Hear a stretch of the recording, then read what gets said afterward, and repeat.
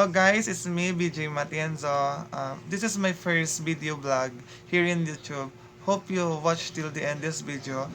This video containing the two-person player here in Letran.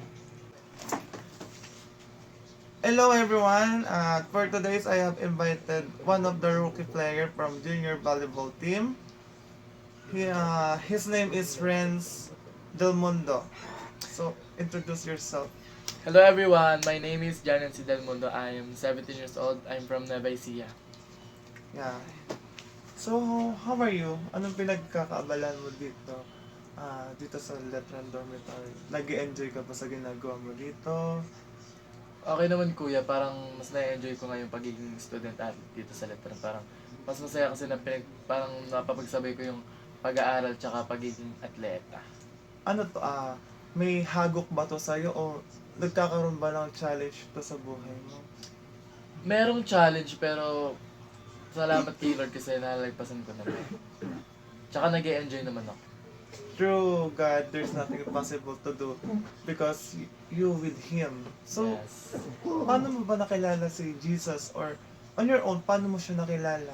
Nakilala mo ba siya by faith or pinakilala ba siya ng magulang mo? Short story lang, nung elementary kasi ako parang naalala ko grade 2 or grade 3 kasi.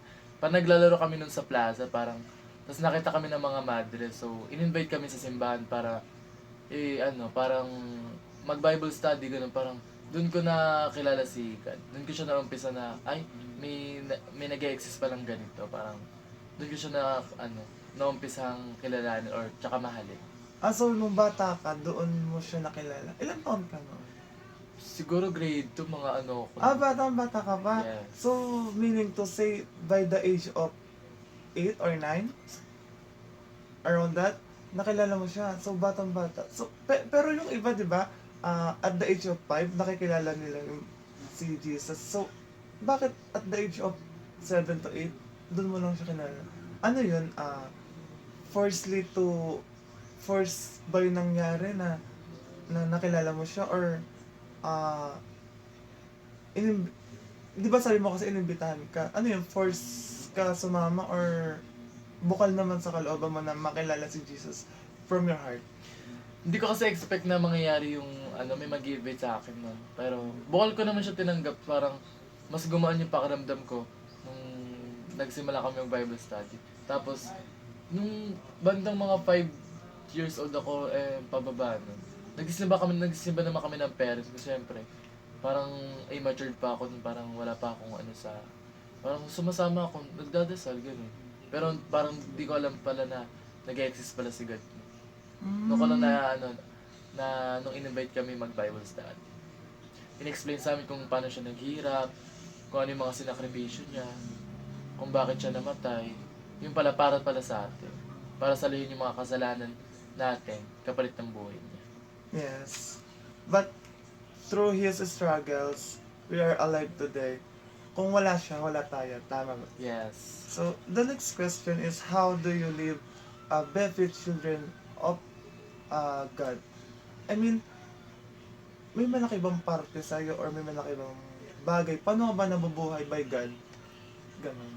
Nabubuhay ako siguro sa paniniwala sa kanya. Parang kahit anong problema yung dumaan sa akin or pagdaanan ko, alam kong meron akong masasandalan tsaka malalapitan.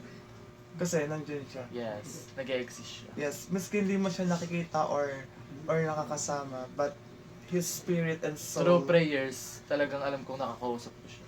Yes. And by that, napapagaan yung pakiramdam natin at nararamdaman natin na hindi tayo nag-iisa sa mga hagok ng buhay natin. Tama ba? Tama, Kuya Big. The next is, how do you, paano mo siya na-imitate as a Mary's example, character and, as a Mary's character.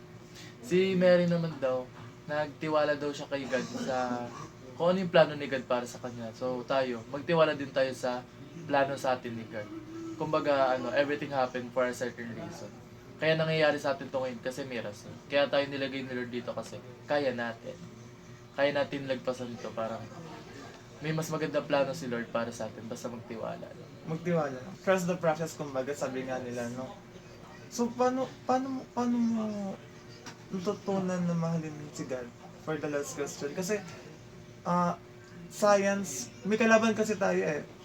Science versus faith. So, meron laging hadlang, which is yung science. Sabi nila, science can explain and science have a questionable.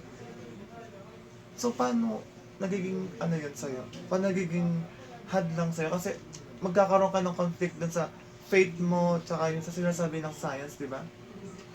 Para sa akin naman yung science kasi, although ano siya, specific explanation siya, oo may mga sagot talaga sila sa mga hindi anaano sa Bible, parang hindi, yun nga, parang science nga, makakapag-explain sila ng maano talaga. Kung ano naman, paniniwala naman, syempre may kanya-kanya tayong respeto sa paniniwala ng iba. Hindi naman sa for me lang, hindi, walang hadlang sa akin yung gano'n. Parang nirespeto ko yung paniniwala nila. Sige sa science, naniwala kayo, pero ako talaga, Yes. by faith Believe, of, believe in science but admire in faith, right? So, therefore, hope you'll see you around. Thank you for your wonderful time. So much appreciated. thank you Kuya BJ. Yun ako eh. Ayun. Hello guys, it's me again, BJ Matian. So for today, I have a new rookie player of Letran basketball team. Hi, my name is Neil Garcia and I'm a Letran Junior Squares Basketball. So, hello Neil. Kamusta ka naman dito sa loob ng Letran? Kamusta yung buhay mo pagpasok mo dito sa Letran? Ano naman, okay naman yung culture dito. Parang, syempre na-culture siya ako ng konti kasi galing ako from ibang school. Galing akong UAP.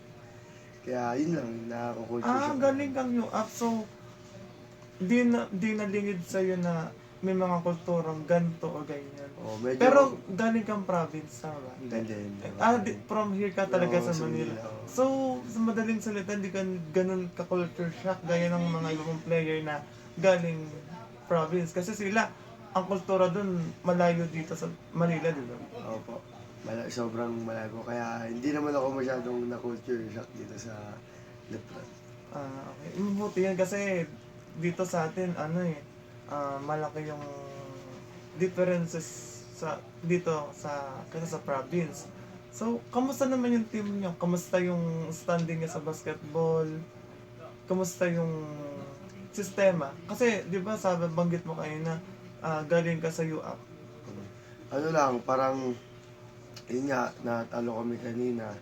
Kaya naging 1-1 yung standing ng semis. Tapos yung sistema naman sa UAP, ang pinagkaiba lang, mas physical maglaro sa NCAA. Kaya parang nag-iba yung mga games ko, gano'n. So, kailan ba yung next game niyo? Sa linggo. Sa linggo. So, ayan, may iba tayo ng topic. Punta tayo sa Word of God. Bread of God. Word of God. So, ayan, meron akong tatlong tanong sa'yo. Unahin natin yung una kong tanong na, kailan ka ba naging anak ng Diyos? Nung pinakilala sa akin nila, mami and daddy yung, si God.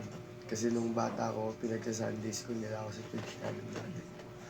Naalala mo ba to? O yung edad mo ba? Naalala mo? O yung mga ginagawa Yung mga mo? ginagawa ko lang na nung dun sa Sunday school na tinuturuan kami ng mga youth teachers namin doon. Yan yung yung tuwing bakasyon, tama ba? Oo. Yung tuwing bakasyon may mga nagpupunta sa bahay-bahay, naiimbitahan kayo. Oo. Sa baptist yan, no? Oo. Sa baptist. Kasi sa katoliko, hindi. Lalo sa iglesia, hindi Oo, gano'n. hindi. So, the next question, paano ka ba nabubuhay sa bagay na anak ng Diyos? Paano mo siya naisasabuhay yung pagiging anak ng Diyos? Kung paano ko siya nagagamit sa buhay ko. Ganun. Nagagamit ko siya magiging marespeto, pagiging matulungin sa ibang Kasi tao. tinuturuan ka ng Panginoon. Kung paano gumalang sa ibang tao. So, yung last question ko is, paano mo na-imitate yung Mary's example, yung mga God's will? Paano, I mean, di ba kasi di ba si Mama Mary, parang naiasa niya yung buhay niya, naitaas niya kay God yung mga pangarap niya, sa mga God's will. Kumbaga parang, yung mga pangarap niya, nai-boost niya na sa Panginoon. Parang siguro God's will din na nandito ako ngayon. Kaya parang si Lord na yung tumulong sa akin. Kaya nabot ko yung mga pangarap ko. Ika nga nila, everything happened for a reason. Yes. Tsaka always trust the process. Kasi hindi ka nailagay yun ng Panginoon kung hindi mo kaya. Tsaka mas lalong hindi ka nilagay ng Panginoon kung hindi ka niya gagabayan. Kasi God knows better. Yes, parang God has the right timing. Yes, ika nga nila. Tsaka always trust the timing. Yes. So guys, I'm done with interviewing Mr. Neil. Hope supportahan natin sila sa darating na linggo para sa kanilang do or die na Game. laban. Yes. So, hello again guys. For ending this vlog, I want you to thanks for watching my video. Hope you enjoy. Thank you.